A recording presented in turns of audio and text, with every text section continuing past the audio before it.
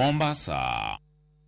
Kaka yo mar kedo gi landruok tuo mar malaria e kaonti ma Siaya, migawo mar thieth komakore kod josilwedo mamoko chako chenro mar tiego jochiw thieth kod jolony e sekta mar thieth e kaonti no ber mar go yath manego suna e udi motelo ne chako ayanga chenro no juma manyien.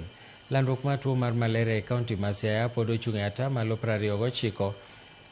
Mano bang' kaonti ma Busia, gino mamiyo migawo no kelo chenro mageto mier gana 256 kod di maromo milion 1.1 e kaonti no, ahinya to e dho wedhe ma Bondo, Rarieda kod Nam Makanyaboli.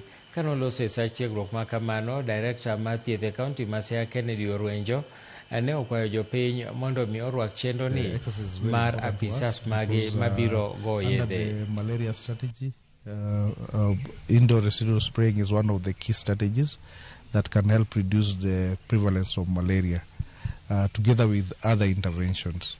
So one thing you have to assure the people of Siaya is that the insecticides that are going to be used are approved.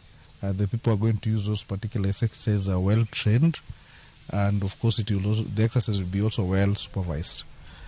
And this doesn't mean that now we'll stop using ITNs.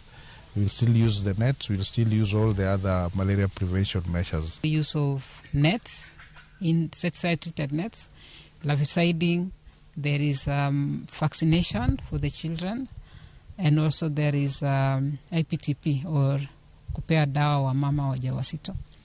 We are targeting over 200,000 households to be sprayed this year in Siaya, and we believe that there could be more because that census that was collected some time back. So any other that has emerged in between, those also are going to